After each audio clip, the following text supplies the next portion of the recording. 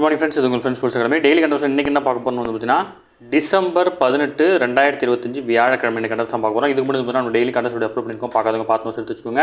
அது மட்டும் இல்லாமல் நம்ம சேனல் சப்ஸ்கிரைப் பண்ணி சப்போர்ட் பண்ணுங்கள். முடிஞ்ச உங்கள் ஃப்ரெண்ட்ஸில் ஷேர் பண்ணுங்கள். நம்மளுடைய ஃப்ரெண்ட்ஸ் போலீஸ் அகாடமி அப்படின்ற டெலிகிராம் சேனல் ஜாயின் பண்ணிக்கோங்க. இம்பார்ட்டன்ட் அப்டேட்ஸ்லாம் ஒன்று கிடைக்கும். சரிங்களா? அடுத்த நம்ம பயிற்சி நிமிஷம் டிஎன்எஸ்ஆர்பிக்கான சைக்காலஜி மேக்ஸ் டெஸ்ட் பேஜ் 2020 அப்படி டெஸ்ட் பேஜ் தொடங்கினோம். இந்த டெஸ்ட் பேஜோட கொஸ்டின் பேப்பர்லாம் வந்து பார்த்தீங்கன்னா டேரெக்டாக உங்களுக்கு பிடிஎஃப் சென்ட் பண்ணிடுவாங்க. விருப்பமுள்ள மாணவர்கள் இமீடியட்டாக ஜாயின் பண்ணிக்கோங்க. 50% வந்து பார்த்தீங்கன்னா டிஸ்கவுண்ட் இருக்குது. இதில் வந்து பார்த்தீங்கன்னா நம்மளோட current affairs material, current affairs test எல்லாமே கொடுத்துருவாங்க. லாஸ்ட் மினிட்ஸில் வந்து பார்த்தீங்கன்னா உங்களுக்கு கரண்ட் அஃபேர்ஸ் கண்டிப்பாக தேவைப்படும். கிட்டத்தட்ட 1000 சைக்காலஜி மேக்ஸ் வினாக்கள் இருக்கும். இதை நீங்கள் வந்து சால்வ் பண்ணுறதுக்கான டைம் எடுத்து நீங்கள் சால்வ் பண்ணாலே போதும். ஸ்க்ரீனில் தர நம்பருக்கு கால் பண்ணி டீட்டெயில் கேட்டு தெரிஞ்சு இமீடியட்டாக ஜாயின் பண்ணிக்கோங்க. சரிங்களா? கரண்ட் அஃபேர்ஸ் பார்த்துலாம். புதிய ஊரக வேலைவாய்ப்பு சட்ட மசோதா வந்து பார்த்தீங்கன்னா மக்களவையில் எதிர்க்கட்சிகள் வந்து கடுமையாக அமளியில் ஈடுபட்டிருக்காங்க. இதில் வந்து பார்த்தீங்கன்னா 100 நாள் வேலை திட்டம் அப்படின்னு சொல்கிறாங்க. இது மகாத்மா காந்தி ஊரக வேலைவாய்ப்பு உறுதி திட்டம் அப்படின்னு சொல்லுவாங்க. இந்த திட்டத்துக்கு மாற்றாக வந்து பார்த்தீங்கன்னா பாரத ஊரக வேலைவாய்ப்பு மற்றும் வாழ்வாதார உறுதியளிப்பு சட்ட மசோதா அப்படின்னு ஒன்று கொண்டு வந்தாங்க. ஓகேங்களா? அதுக்கு தான் எதிர்ப்பு தெரிவிச்சிருக்காங்க. இது நம்ம நேற்று டீட்டெயிலாக பார்த்துட்டோம். ஓகேங்களா? அடுத்தது, தமிழகத்தில் அரசு பள்ளிகளில் 10ஆம் வகுப்பு பயிலும் மாணவர்களுக்கு மாதம் 1000 ரூபாய் உதவித்தொகை வழங்குவதற்கான முதலமைச்சரின் திறனாய்வு தேர்வு வந்து பார்த்தீங்கன்னா வரும் டிசம்பர் 18ஆம் தேதி முதல் விண்ணப்பிக்கலாம்னு சொல்லியிருக்காங்க. இது அரசு பள்ளி மாணவர்களின் திறன்களை கண்டறிய அவர்களை ஊக்குவிக்கையில் 2023-24 கல்வியாண்டு முதல் வந்து பார்த்தீங்கன்னா முதலமைச்சரின் திறனாய்வு தேர்வு வந்து பார்த்தீங்கன்னா பள்ளிக்கல்வித்துறை சார்பில் நடத்தப்பட்டு வருது. ஓகேங்களா? அது அந்த வகையில் 2025-26 வந்து பார்த்தீங்கன்னா இப்போ தொடங்குறாங்க. ஓகேங்களா? இதுக்கு முன்னாடி வந்து பார்த்தீங்கன்னா திறனாய்வு தேர்வு தான் இருந்துச்சு. இது வந்து பார்த்தீங்கன்னா முதலமைச்சரின் திறனாய்வு தேர்வுங்கிறது வந்து பார்த்தீங்கன்னா 10ஆம் வகுப்பு மாணவர்களுக்கானது. ஓகேங்களா? அடுத்தது, சென்னை விஐடியில் சர்வதேச சுற்றுச்சூழல் சட்டங்கள் தொடர்பான கருத்தரங்கம் வந்து பார்த்தீங்கன்னா நடைபெற்றுச்சு. இதில் வந்து பார்த்தீங்கன்னா சிறப்பு விருந்தினராக நெதர்லாந்து நாட்டில் உள்ள சர்வதேச நீதிமன்றம், ஓகேங்களா, சர்வதேச நீதிமன்றத்தினுடைய தலைமை வந்து பார்த்தீங்கன்னா நெதர்லாந்து தி ஹேக் அப்படின்ற நகரத்தில் இருக்குது. அதனுடைய நீதிபதியான லியோனார்டோ நெமர் கால்டி அவர் தான் வந்து பார்த்தீங்கன்னா அவர் தான் வந்து பார்த்தீங்கன்னா கலந்துட்டு இருந்திருக்கிறார். ஓகேங்களா? அடுத்து, நாதஸ்வர வித்வான் செம்பனார் கோவில் எஸ்ஆர்.ஜி. ராஜன் அவர்கள் வந்து பார்த்தீங்கன்னா காலமாயிருக்காரு. இவருடைய வயது வந்து பார்த்தீங்கன்னா 93. செம்பனார் கோவில் சகோதரர்கள் அப்படின்னு அழைக்கப்படுவாங்க. இவரும் இவருடைய அண்ணனும், இவங்க 2 பேருமே வந்து பார்த்தீங்கன்னா காலமாயிருக்காங்க. இப்போ வந்து பார்த்தீங்கன்னா இவர் வந்து பார்த்தீங்கன்னா காலமாயிருக்காரு. இவர் வந்து பார்த்தீங்கன்னா ரத்ன மேளம் அப்படின்ற இசை கொடுத்து தனியாக ஒரு படைப்பை வந்து பார்த்தீங்கன்னா 2 பேரும் சேர்ந்து உருவாக்கியிருப்பாங்க.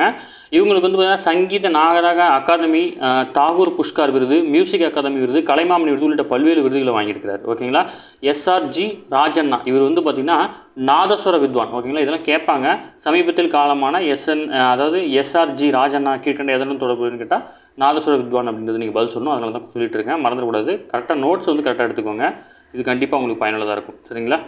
அதேமாதிரி டிஎன்பிசிலாம் படிக்கிறேன்னா கரண்ட் அஃபேர்ஸ் வந்து பார்க்க ஆரம்பிச்சிருக்க டெய்லி. மகாத்மா காந்தி தேசிய ஊரக வேலைவாய்ப்பு உறுதியளிப்பு திட்டம் வந்து 2025 மன்மோகன் சிங் தலைமையிலான ஆட்சியில் தான் கொண்டு வந்திருக்காங்க. இது ரொம்ப முக்கியமானது. ஓகேங்களா? அடுத்து வந்து இந்த 100 நாள் வேலை திட்டத்தை வந்து பார்த்தீங்கன்னா 125 நாள் வேலை திட்டமாக மாற்றுறாங்க. இதில் வந்து பார்த்தீங்கன்னா முன்னாடி வந்து பார்த்தீங்கன்னா 100 நாள் வேலை திட்டமாக இருக்கும்போது இதுக்கு வந்து முழுக்க நிதி வந்து பார்த்தீங்கன்னா மத்திய அரசு மட்டும் கொடுத்துருந்தாங்க.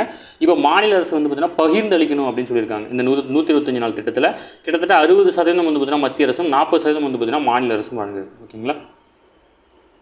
அடுத்தது, புலம்பெயர்ந்தோரை பற்றி ஒரு தகவல் கொடுத்துருக்காங்க. அதிக எண்ணிக்கையிலான சர்வதேச புலம்பெயர்ந்தோரை, அதாவது 5.1 கோடி அமெரிக்க நாடுகள் வந்து பார்த்தீங்கன்னா முதலிடத்தில் இருக்குது. அதுக்கு அடுத்தபடியாக ஜெர்மனி, சவுதி அரேபியாவில் தலா 1.3 கோடியும், ரஷ்யாவில் 1.2 கோடி பேரும், பிரிட்டன் 1 கோடி பேரும், ஐக்கிய அரபு அமீரகம் வந்து 90 லட்சம் பேரும், கனடா, பிரான்ஸ், ஆஸ்திரேலியா 80 லட்சம் பேரும், இத்தாலி 60 லட்சம் பேரும், மேற்கண்ட 10 நாடுகளில் அதிக அளவில் புலம்பெயர்ந்தோர்களாக வந்து பார்த்தீங்கன்னா வாழ்கிறாங்க. உலக அளவில் 2020ஆம் ஆண்டில் 14.6 கோடி ஆண்களும் 13.5 கோடி பெண்களும் மொத்தம் 28.1 கோடி பேர் வந்து சர்வதேச புலம்பெயர்ந்திருக்கிறாங்க. ஓகேங்களா?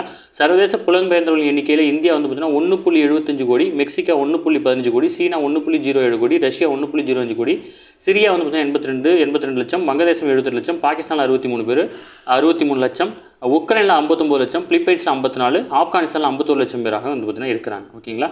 இதெல்லாம் ரொம்ப முக்கியமானது, நோட் பண்ணிக்கோங்க. அடுத்தது, அதாவது எத்தியோப்பிய நாடாளுமன்றத்தில் வந்து பார்த்தீங்கன்னா பிரதமர் உரையாற்றிருக்காரு. தெற்குலகம் யாருக்கும் எதிரானதல்ல, அது அனைவருக்கும் நியாயமான, சமமான, அமைதியான உலகமே நமது இலக்கு அப்படின்ற வார்த்தை வந்து பார்த்தீங்கன்னா மென்ஷன் பண்ணியிருக்காரு. அதாவது ஜோர்டன், எத்தியோப்பியா, ஒமன் ஆகிய 3 நாடுகளுக்கு வந்து பார்த்தீங்கன்னா அரசுமுறை பயணம் மேற்கொண்டிருக்காரு. இதில் ஜோர்டனை தொடர்ந்து வந்து கடந்த செவ்வாய்க்கிழமை எத்தியோப்பியா தலைநகரில் ஏடிஸ் அபாபாவுக்கு வந்து பார்த்தீங்கன்னா பிரதமர் மோடி வந்திருந்தார். அந்த நாட்டுடைய பிரதமரான அபி அகமது அலியுடன் வந்து இருதரப்பு பேச்சுவார்த்தையில் வந்து ஈடுபட்டிருக்காரு.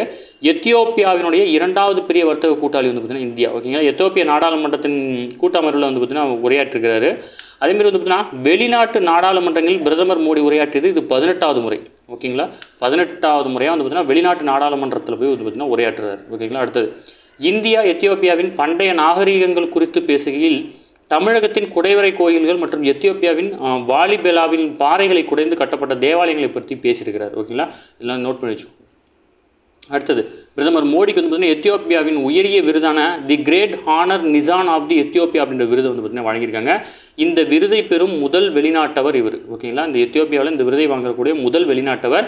அதேமாரி பிரதமர் மோடி வாங்கின 28வது உயரிய விருது இது. ஓகேங்களா, ஒரு நாடையும் சேர்த்து மொத்தம் 28 உயரிய விருதுகளும் வாங்கியிருக்காரு. ஓகேங்களா, அடுத்தது தமிழகத்தில் கடந்த 2024-25 நிதியாண்டில் உள்நாட்டு மொத்த உற்பத்தியினுடைய மதிப்பு ஜிடிபி 16% வளர்ச்சி இருந்ததாக வந்து பார்த்தீங்கன்னா ஆர்பிஐ வந்து தகவல் கொடுத்துருக்காங்க.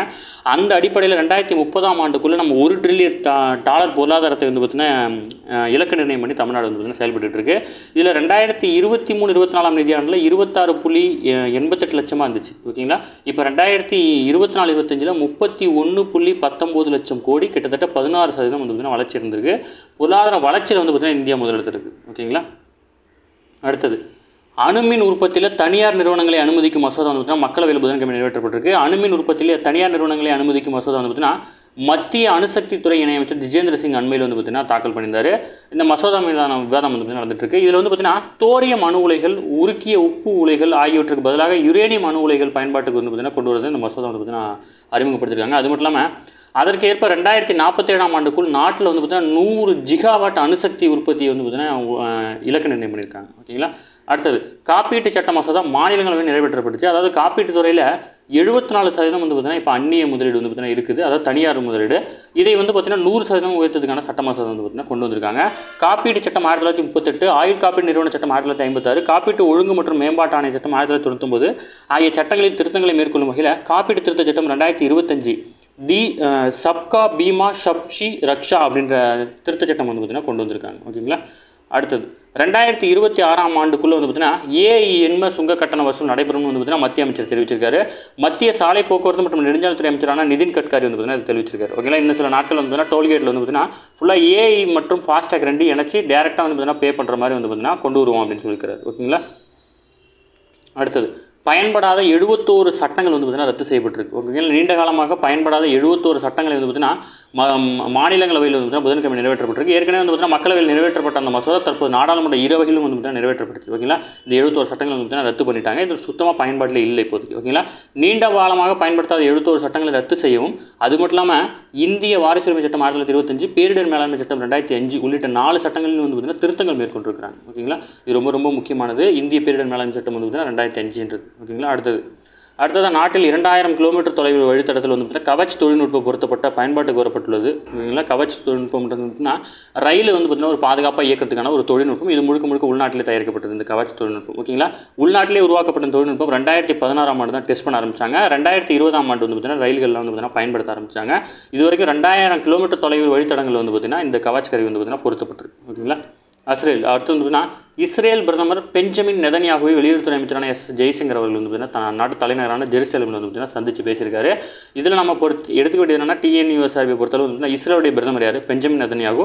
அது நாட்டுடைய தலைநகர் வந்து பார்த்தீங்கன்னா ஜெருசலேம். இந்த மாதிரி கொஸ்டின்ஸ்லாம் கேட்பாங்க, கொஞ்சம் படிச்சுக்கோங்க. சரிங்களா, அடுத்தது பார்வையற்ற மாற்றுத்திறனாளிகளாம் அறிமுக T20 உலகக்கோப்பை போட்டியில் வந்து பார்த்தீங்கன்னா சாம்பியனான இந்திய மகளிர் அணிக்கு வந்து பார்த்தீங்கன்னா டெண்டுல்கர் வந்து பார்த்தீங்கன்னா பாராட்டு தெரிவிச்சிருக்காரு. ஓகேங்களா, அடுத்தது தேசிய துப்பாக்கிச் சுடுதல் சாம்பியன்ஷிப்பில் வந்து பார்த்தீங்கன்னா ஸ்கீட்டர் சீனியர் கலப்பு அணிகள் பிரிவில் வந்து பார்த்தீங்கன்னா அனஞ்சித் சிங் நஹ்ரோ மற்றும் வந்து பார்த்தீங்கன்னா தக்ஷிணா ரத்தோர் ஆகிய இணை வந்து பார்த்தீங்கன்னா தங்கப்பதக்கம் வந்து பார்த்தீங்கன்னா வாங்கியிருக்கிறாங்க. ஓகேங்களா, அடுத்தது சீக்கியருடைய 9வது குரு வந்து பார்த்தீங்கன்னா தேஜ் பகதூர். ஓகேங்களா, இவரை பற்றி வந்து நம்ம பள்ளி பாடத்தில் இருக்குது. முடிஞ்சால் அதை படிச்சிருந்தீங்க அப்படின்னா கமெண்ட் பண்ணுங்கள். அடுத்தது மழை மற்றும் குளிர்காலங்களில் வீடுகளுக்கு அருகே காணப்படும் நத்தையின் மூலம் வந்து பார்த்தீங்கன்னா மூளைக்காய்ச்சல் வந்து பார்த்தீங்கன்னா பரவக்கூடும் சொல்லியிருக்காங்க. நத்தைகளின் எச்சத்திலிருந்து வெளியேறுவது வந்து பார்த்தீங்கன்னா கைகளாலோ அல்லது கால்களாலோ தொடுவது வந்து பார்த்தீங்கன்னா ஆபத்தானதுன்னு சொல்லியிருக்காங்க. ஓகேங்களா, அதாவது லிசா சாட்டினா புலிகா அப்படின்ற விலங்கியல் பெயர் கொண்ட ஆப்பிரிக்க ராட்சச நத்தை வந்து பார்த்திங்கன்னா 500 தாவரங்கள் மற்றும் கழிவுகளை வந்து பார்த்திங்கன்னா உட்கொள்ளுது.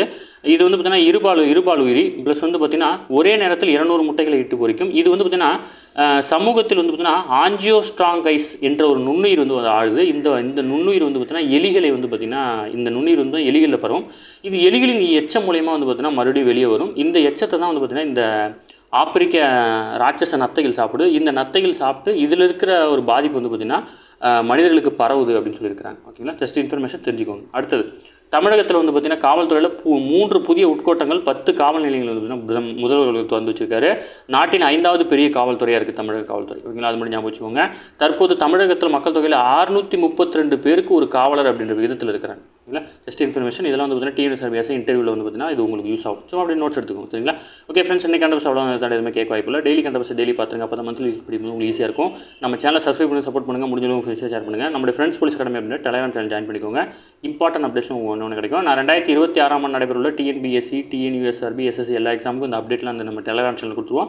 டிஸ்கிரிப்ஷன் லிங்க் கொடுத்துருக்கேன், டச் பண்ணி ஜாயின் பண்ணிக்கோங்க. சரிங்களா, நம்மளுடைய 2020 டெஸ்ட் பேஜ் வந்து கொஸ்டின் பேப்பர் டேட்டா வேணும் அப்படின்னா ஸ்க்ரீனில் தர நம்பருக்கு வந்து பார்த்தீங்கன்னா கால் பண்ணி டீட்டெயிலுக்கு தெரிஞ்சு இமீடியட்டாக ஜாயின் பண்ணிக்கோங்க. 50% discount plus question paper, current affairs material, current affairs test எல்லாமே உங்களுக்கு கிடைச்சிரும். விருப்பமுள்ள மாணவர்கள் இமீடியட்டாக ஜாயின் பண்ணிக்கோங்க. சரிங்களா, தேங்க்யூ ஃப்ரெண்ட்ஸ்.